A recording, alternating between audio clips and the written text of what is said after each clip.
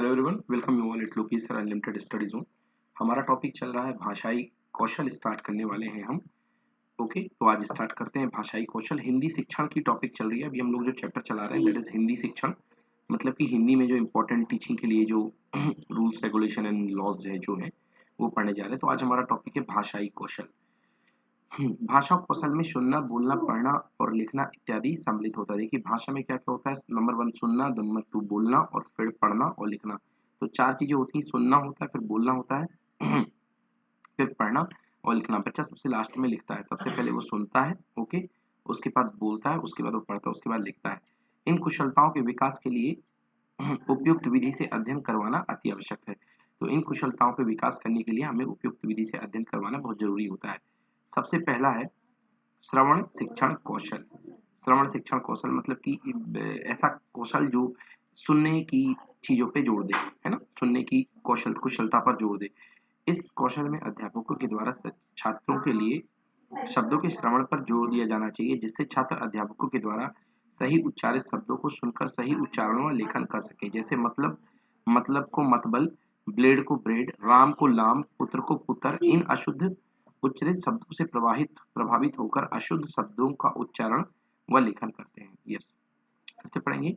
इस कौशल में अध्यापकों के द्वारा छात्रों के लिए शब्दों के श्रवण पर जोर दिया जाना चाहिए। मतलब शब्दों के श्रवण पर जोर देगा, उनकी हियरिंग पर जोर देंगे, जिससे छात्र व अध्यापकों के द्वारा उच्चारित शब्दों को सुनकर सही उच्चारण व लेखन कर सकें, जिससे कि आगे चल के बच्चा जो है सही उस तरीके को उसको समझ करके सही और गलत में फर्क समझ सके और उसको बाद में लेखन कर सके।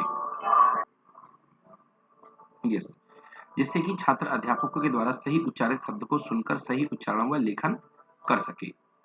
जिससे कि छात्र अध्यापकों द्वारा उच्चारित शब्दों को सुनकर सही उच्चारण व लेखन कर सके। जैसे मतलब को मतबल, ब्लेड को ब्रेड, राम को लाम, पुत्र को पुत्र। इन अशुद्धि उच्चारित शब्दों से छात्र प्रभावित होकर अशुद्ध शब्दों का उच्चारण व लेखन करते हैं।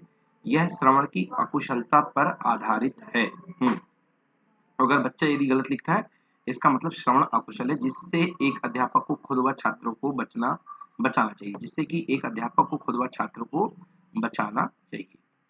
तो ये हो गया श्रवण कौशल। ओके, श्रवण शिक्षण कौशल। अब बात करते हैं बोलचाल की भाषा। भाषा शिक्षण की प्रथम पीढ़ी बोलचाल की शिक्षा होती है। एक कक्षा में बालक सामाजिक एवं बौद्धिक दृष्टि से भिन्न भिन्न परिवारों से आता है। ऐसे में उसकी पैतृक बोलियां भी भिन्न भिन्न होती है।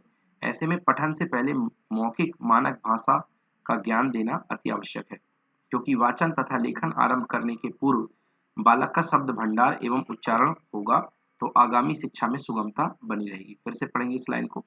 भाषा शिक्षण की प्रथम सीढ़ी बोलचाल की शिक्षा होती है। एक कक्षा में बालक सामाजिक एवं बौद्धिक दृष्टि से भिन्न भिन्न परिवारों से आता है। ऐसे में उसकी पैतृक बोलियां भी भिन्न भिन्न होंगी। ऐसे में पठन से पहले मौखिक मानक भाषा का ज्ञान देना अति आवश्यक होता है। मतलब स्टैंडर्ड लैंग्वेज का ज्ञान देना अति आवश्यक होता है, क्योंकि वाचन तथा लेखन आरंभ करने से पूर्व बालक का शब्द भंडार एवं उच्चारण शुद्ध होगा, तो आगामी शिक्षा में सुगमता बनी रहेगी। क्योंकि वाचन तथा लेखन करने आरंभ करने के पूर्व बालक का शब्द भंडार एवं उच्चारण शुद्ध होगा, तो आगामी शिक्षा में सुगमता बनी रहेगी। चलिए अब प्राथमिक कक्षाओं में, प्राथमिक कक्षाओं में देखिए बोलचाल की शिक्षा। तो इसमें बोलचाल की शिक्षा के निम्नलिखित उद्देश्य, तो हम उद्देश्य पढ़ने वाले हैं कि प्राथमिक कक्षा में बोलचाल की शिक्षा के क्या उद्देश्य है। नंबर वन, हिंदी के मानक रूपों का प्रयोग करने की योग्यता का विकास करना। तो बोलचाल में पहला है हिंदी के मानक रूपों का प्रयोग करने की योग्यता का विकास करना। देखी सुनी घटनाओं का मौखिक वर्णन करने की योग्यता का विकास करना। नए सीखे शब्दों का उचित प्रयोग, बिना झिझके प्रवाह से बोलना, परिचित शब्दों का शुद्ध उच्चारण, भावों को वाणी के द्वारा व्यक्त करना और समूह गायन व कविताओं को सुनना। तो ये उद्देश्य है प्राथमिक कक्षाओं में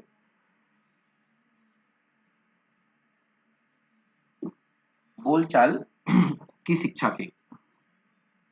क्या क्या है? हिंदी के मानक रूपों का प्रयोग करने की योग्यता विकास करना, देखी सुनी घटनाओं का मौखिक वर्णन करने की योग्यता, नए सीखे शब्दों का उचित प्रयोग, बिना झिझके प्रवाह से बोलना, परिचित शब्दों का उच्चारण करना, परिचित शब्दों का उच्चारण, भावों द्वारा वाणी को व्यक्त करना, समूह गायन व कविताओं को सुनना, समूह गायन व कविताओं को सुनना। ठीक है, तो ये होते हैं प्राथमिक कक्षाओं में बोलचाल की शिक्षा के उद्देश्य। चलिए,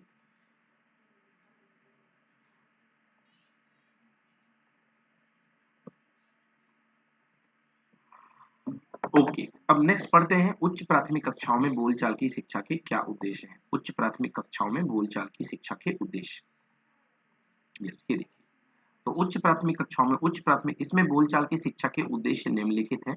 ठीक है ना, उच्च प्राथमिक कक्षा यानी कि 11-12 विचारों और भावों को शुद्ध, स्पष्ट, रोचक तथा प्रभावपूर्ण तरीके से व्यक्त करने की योग्यता, सॉरी मैं उच्च माध्यमिक बोल गया, उच्च प्राथमिक मतलब 6 से लेकर के 8 तक, है ना, कक्षा 6 से लेकर के 8 तक की क्लासेस में बोलचाल की भाषा की शिक्षा के उद्देश्य क्या है। पहला, विचारों तथा भावों को शुद्ध, स्पष्ट, रोचक और प्रभावपूर्ण तरीके से व्यक्त करने की योग्यता विकसित करना।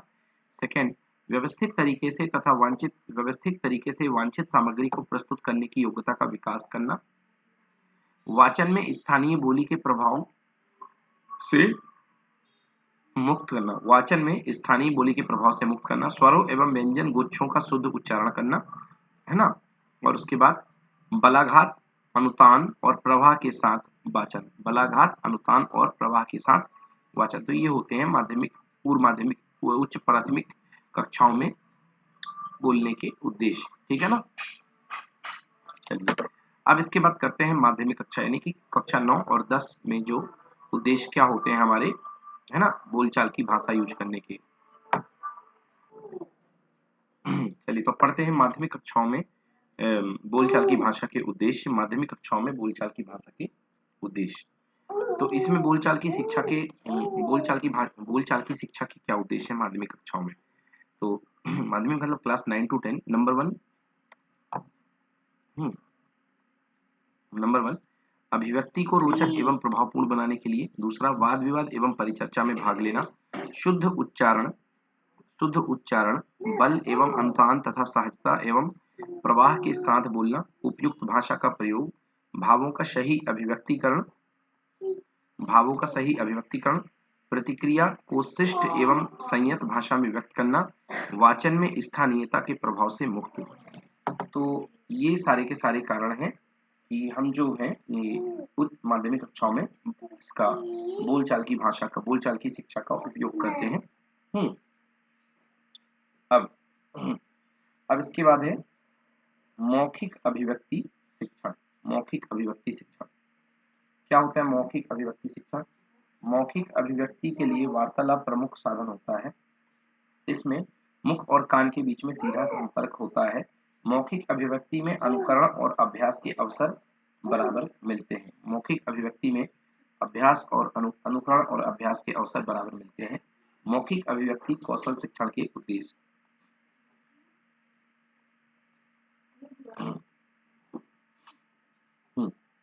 मौखिक अभिव्यक्ति कौशल शिक्षण के उद्देश्य, छात्रों को इस योग्य बनाना कि वे सुनी और पढ़ी हुई बातों का दूसरों के सामने सही रूप से व्यक्त कर सकें। दूसरा, विद्यार्थियों में शब्दकोश का विकास करना, छात्रों को वाक्य रचना का ज्ञान कराना, छात्रों में स्वाभाविक रूप से बोल सकने की क्षमता उत्पन्न करना, छात्रों का उच्चारण शुद्ध और परिमार्जित करना, छात्रों को इतना सामर्थ्य उत्पन्न करना कि अपरिचित के सामने भी संयत भाषा में वार्तालाप कर सके, वार्तालाप तथा भाषण आदि की विभिन्न शैलियों से परिचित करवाना। ये थे उद्देश्य मौखिक अभिव्यक्ति कौशल शिक्षण के।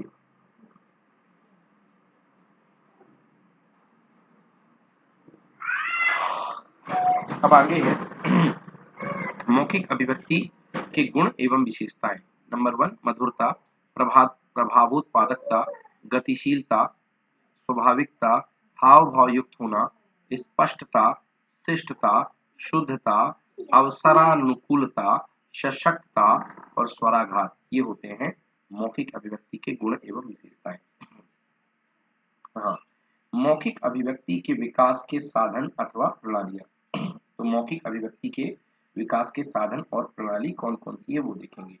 नंबर 1, अनौपचारिक बातचीत, कहानी, संभाषण, घटना वर्णन, प्रश्नोत्तर, चित्र वर्णन, स्वसर वाचन, कविता पाठ, वाक्य रचना, समलोचना, श्रुतलेख, आशुभाषण प्रतियोगिता, आशुभाषण प्रतियोगिता, वाद विवाद,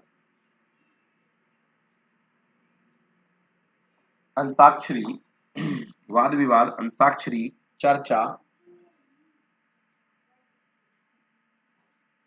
वाद विवाद, अंताक्षरी, चर्चा, नाटक या बाल सभा।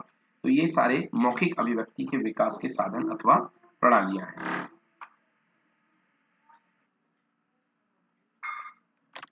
चलिए अब पढ़ते हैं मौखिक अभिव्यक्ति शिक्षण की मनोवैज्ञानिक विधियां। नंबर 1, उपयुक्त वातावरण। उपयुक्त वातावरण का प्रभाव भी छात्र पर पड़ता है। वह अपने आसपास के लोगों व परिवार के लोगों से जो कुछ भी सुनता है तथा प्रत्येक व्यक्ति से कुछ ना कुछ सीखता है। प्रारंभ में वह अस्पष्ट बोलता है किंतु धीरे धीरे स्पष्ट बोलने लगता है।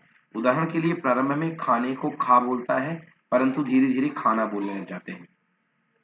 दूसरा, अनुकरण। अनुकरण छात्र में हमेशा अनुकरण की प्रवृत्ति होती है। वह जैसा परिवार व समाज के लोगों से सुनता है वह ही बोलता है। तीसरा, अभ्यास। जिस प्रकार टाइपराइटर पर लेखन सिखाया जाता है उसी प्रकार बोलचाल के अभ्यास द्वारा ही छात्र वार्तालाप में निपुण हो सकता है। जैसे कोई छात्र कोलकाता में रहता है, वह अभ्यास से वहां के बच्चों के साथ आराम से बंगाली बोल सकता है, किंतु किसी कारणवश राजस्थान में आ जाने से अभ्यास छूट जाने के कारण नहीं बोल पाता। इसलिए अत्यंत आवश्यक है कि छात्रों को वार्तालाप का अच्छा अभ्यास कराया जाना चाहिए। अगला है उच्चारण की शिक्षा। अगला पॉइंट है उच्चारण की शिक्षा। भाषा में अशुद्ध उच्चारण को पाप माना जाता है क्योंकि सूक्ष्म उच्चारण भेद से अर्थ का अनर्थ हो जाता है। संक्षेप में उच्चारण का महत्व निम्न प्रकार है। देखते हैं उच्चारण के क्या क्या महत्व है।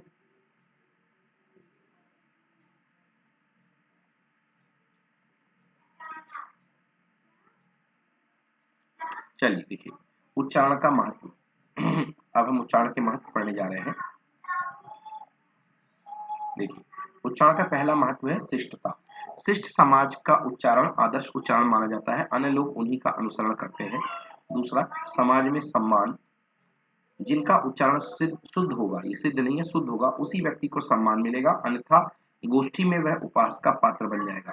भाषा का सौंदर्य। शुद्ध उच्चारण से भाषा कर्णप्रिय और मोहक लगती है। उच्चारण शिक्षण कौशल। उच्चारण शिक्षण कौशल। इस कौशल में शुद्ध उच्चारण पर जोर दिया जाता है। वर्णों की ध्वनियों की अशुद्धता से ही उच्चारण कौशल का शिक्षण हो पाता है।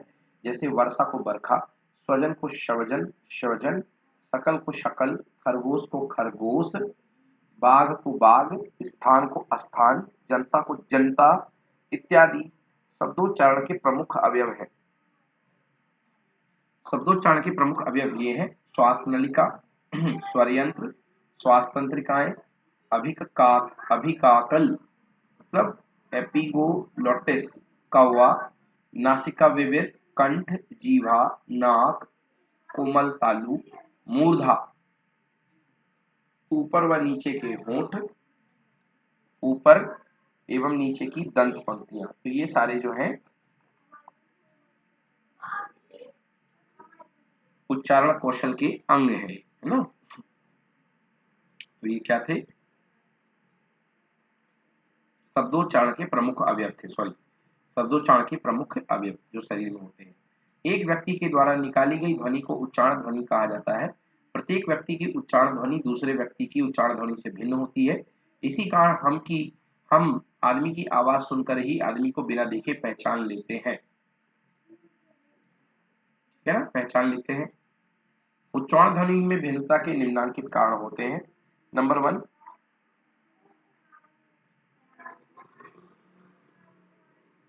शारीरिक रचना से संबंधित प्रभाव। दूसरा, भौगोलिक प्रभाव। और तीसरा, सामाजिक प्रभाव। कुछ छात्रों में अशुद्ध या दोषपूर्ण उच्चारण करने की आदत होती है। दोषपूर्ण उच्चारण निम्न नीचे लिखे कारण से हो सकता है। नंबर 1, शीघ्र प्रयत्न। दूसरा, प्रयत्न लाघव। एक छात्र जल्दी जल्दी उच्चारण करने के प्रयास के कारण भी उच्चारण दोषपूर्ण हो जाता है।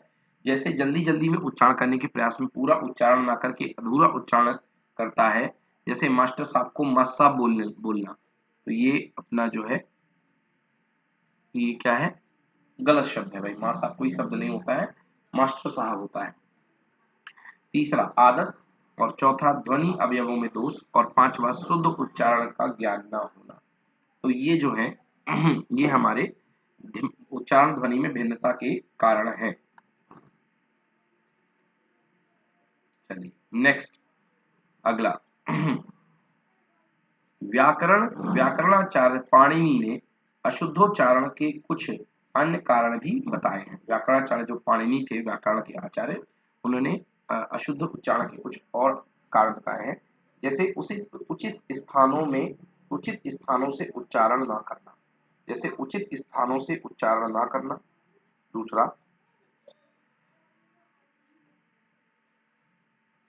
दूसरा दीनता युक्त स्वर में बोलना, भयभीत होकर बोलना, रुक रुक कर या गा गा कर बोलना, क्रोध में चिल्लाकर, नाक से बोलना, और वर्णों को चबा चबा कर बोलना आदि। तो ये है। अब देखते हैं शुद्ध उच्चारण यानी शुद्धोच्चारण की विशेषताएं। शुद्धोच्चारण की विशेषताएं, याज्ञवल्क्य के अनुसार शुद्धोच्चारण में नीचे लिखी 6 विशेषताएं पाई जाती हैं। लय सामर्थ्यता, पदों का पृथक पृथक उच्चारण, मिठास, अक्षरों की स्पष्टता, धैर्य, स्वर की सुंदरता। तो ये शुद्धोच्चारण की विशेषताएं हैं। नेक्स्ट है वर्तनी या अक्षर विन्यास। वर्तनी या अक्षर विन्यास उच्चारण कौशल अर्जन के उपरांत छात्र लिखना सीखता है। लिखना सीखने के लिए उसे सर्वप्रथम वर्तनी यानी स्पेलिंग अर्थात अक्षर विन्यास के कौशल को अर्जित कराया जाता है। वर्तनी या अक्षर विन्यास का मुख्य रूप से संबंध बालक की स्मृति शक्ति से है। किसी शब्द की वर्तनी या विन्यास देखकर बालक उसे अपने मस्तिष्क में स्मृति पटल पर अंकित कर लेता है। स्मृति पटल पर उसको धारण कर आवश्यकता पड़ने पर उस वर्तनी का पुनर्स्मरण करता है और शब्द की वर्तनी लिख देता है।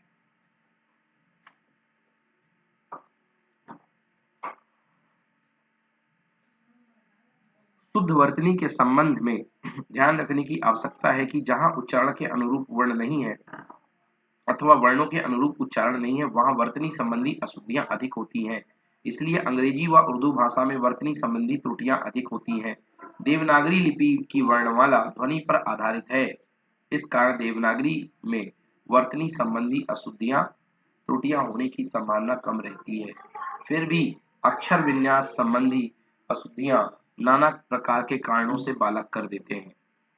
चलिए अब वर्तनी संबंधी अशुद्धियों करने के कारण, मतलब जो वर्तनी संबंधी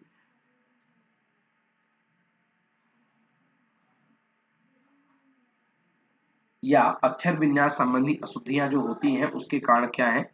नंबर 1 लेखन में असावधानी, शिक्षक द्वारा संशोधन का अभाव, संवेदात्मक तथा भावनात्मक उद्विग्नता, संयुक्त अक्षरों का अधूरा ज्ञान। तो ये कारण है वर्तनी अशुद्धियों के।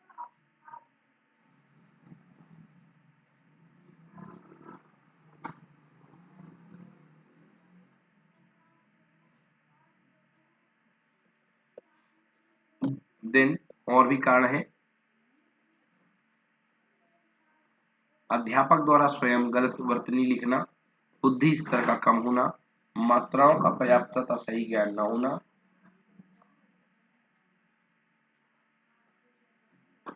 अशुद्ध उच्चारण, व्याकरण का अपर्याप्त व अधूरा ज्ञान, समुचित मार्गदर्शन का अभाव। तो ये सारे वर्तनी में गलती के कारण हैं। ठीक है,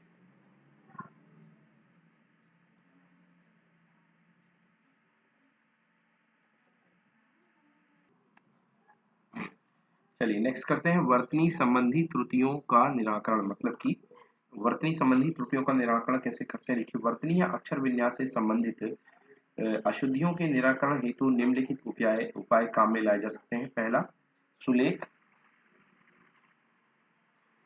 तथा श्रुतलेख द्वारा अभ्यास।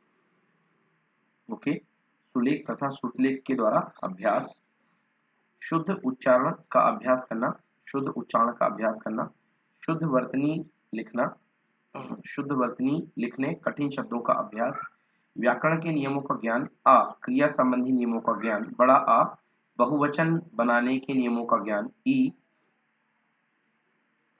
मतलब ये पॉइंट्स हैं, इनको आप वैसा ना समझिएगा कि बड़े आ से कुछ रिलेटेड है। पॉइंट मतलब तीसरा पॉइंट है संयोजक अवयवों का ज्ञान देना, चौथा पॉइंट है कारकों के ज्ञान देना, चौथा पॉइंट है ई के प्रयोग को सिखाना, और फिर है संयुक्ताक्षरों का ज्ञान कराना, फिर देन पॉइंट है उपसर्ग तथा प्रत्ययों का ज्ञान देना। तो ये सारे पॉइंट आपको ध्यान में रखेंगे, ठीक है, जिससे कि बच्चे की वर्तनी संबंधी त्रुटियों का निराकरण हो जाएगा। फिफ्थ, स्वयं संशोधन की विधियों का ज्ञान देना।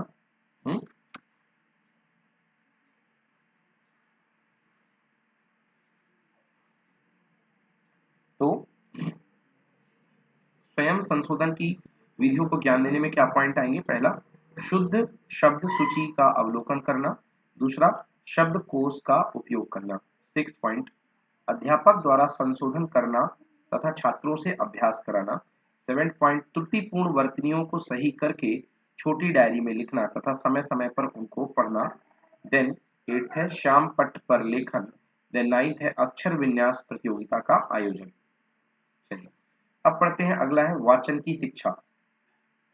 वाचन की शिक्षा, वाचन एक ऐसा कौशल है जो अध्ययन या पढ़ने की योग्यता के निर्माण में फलीभूत होता है। शिक्षा के क्षेत्र में वाचन से अभिप्राय केवल सार्थक ध्वनि के प्रतीक लिपि चिन्हों को पहचानना मात्र नहीं है, बल्कि पूर्व शुद्ध सार्थक ध्वनियों के प्रतीक शब्दों को पढ़कर उनका अर्थ ग्रहण करना भी होता है। तो ये होता है वाचन का मतलब।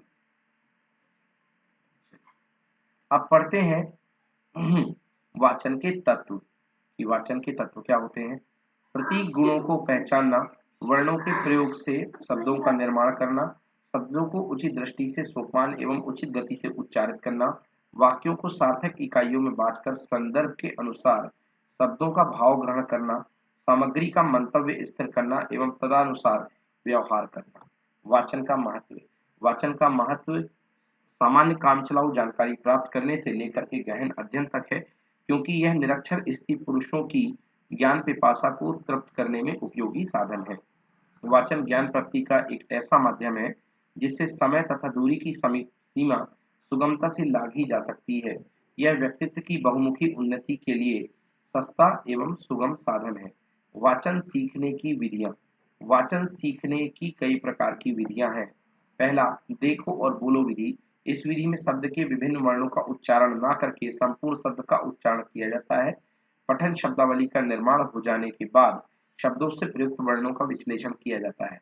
इस विधि से शब्द पढ़ना सीख लेते हैं तो उनकी पठन गति तेज रहती है, वह प्रत्येक वर्ण पर नहीं अटकता। इस विधि से वाचन के शिक्षण में निम्न कठिनाइयां उपस्थित होती हैं। देवनागरी लिपि भाव लिपि नहीं है, अतः इस विधि में विद्यार्थियों को वर्णों से परिचित होना पड़ेगा, क्योंकि शब्द वर्णों का समूह है। स्वर ज्ञान बिना मात्राओं के ज्ञान के देवनागरी लिपि अनुकूल नहीं होता। उचित अभ्यास के अभाव में उच्चारण दोष की संभावना बनी रहती है। उचित अभ्यास के अभाव में उच्चारण दोष की संभावना बनी रहती है। वर्णमाला कंठस्थ नहीं होने पर व्याकरण के नियमों को समझने में कठिनाई होती है। स्वतंत्र रूप से सीखे हुए वर्णों को पहचानना सुगम रहता है। शब्द द्वारा सीखने पर वर्णों को उन्हीं शब्दों के संदर्भ में समझने की आदत रहती है। शब्द द्वारा सीखने पर वर्णों को उन्हीं शब्दों के संदर्भ में समझने की आदत रहती है। चलिए, ये हो गया।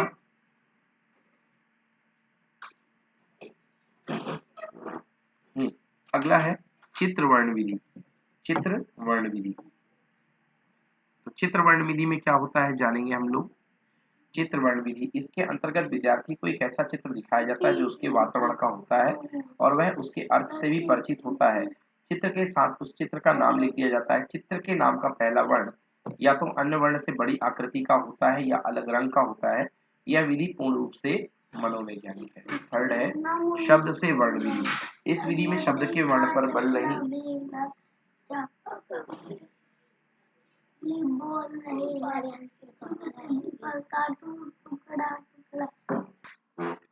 चलिए, तो थर्ड मेथड है शब्द से वर्ण विधि। शब्द से वर्ण विधि, इस विधि में शब्द के वर्ण पर बल नहीं दिया जाता है बल्कि शब्द के वर्णों की पहचान और उनकी ध्वनि के उच्चारण पर बल दिया जाता है।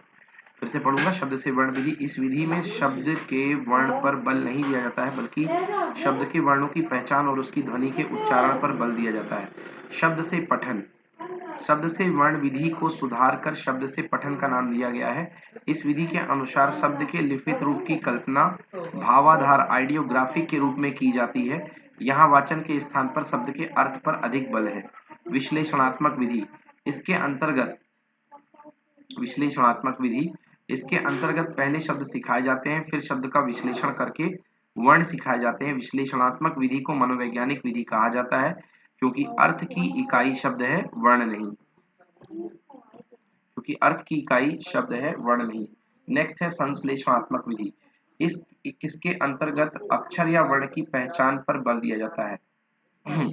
इसके अंतर्गत अक्षर या वर्ण की पहचान पर बल दिया जाता है, शब्द या उसके अर्थ पर नहीं। इसे अल्फाबेटिकल मेथड भी कहा जाता है।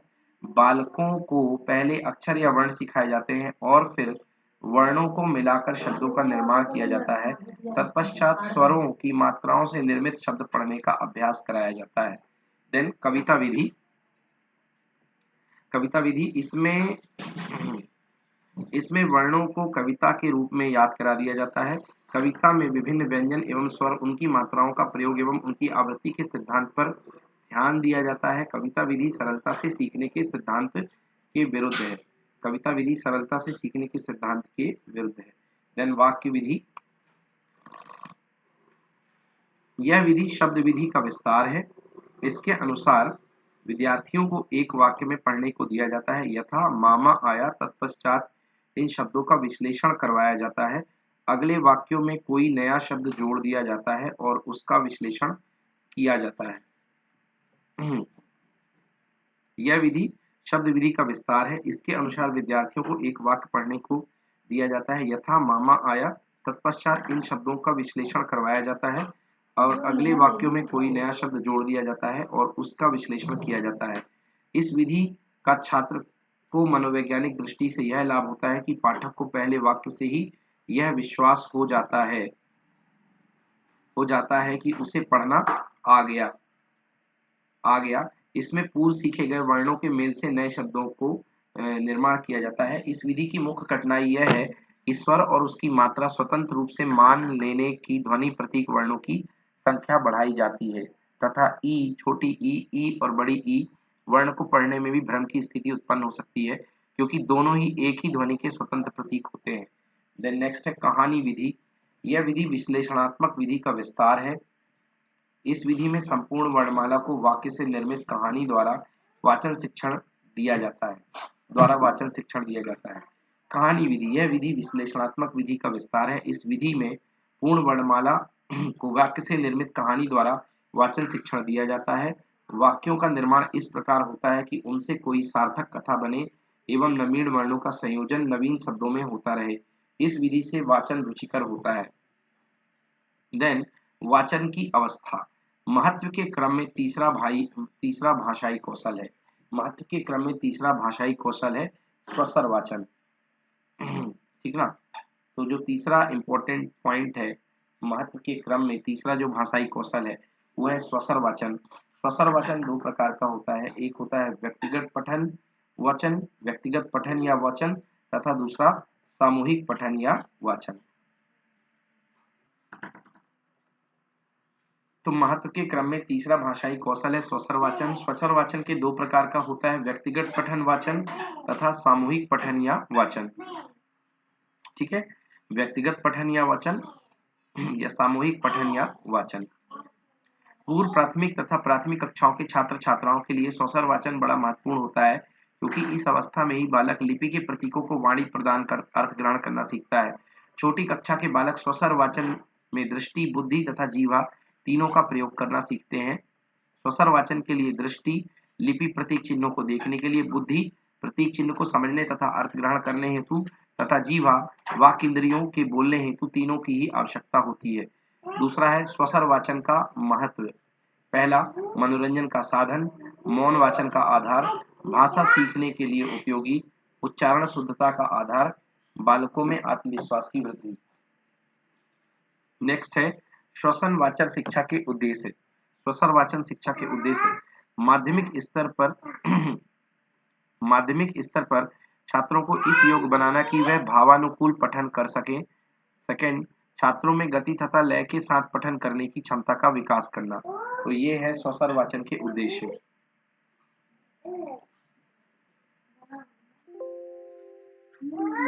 तो ये हमारे श्वसन वाचन के उद्देश्य हैं।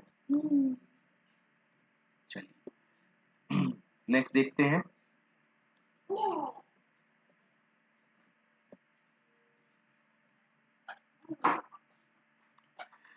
पूर्व प्राथमिक स्तर के छात्रों की दृष्टि श्वसन वाचन के बाकी के उद्देश्य देखते हैं। पूर्व प्राथमिक स्तर के छात्रों में दृष्टि, बुद्धि तथा जीवा में समन्वय करने की योग्यता का विकास करना।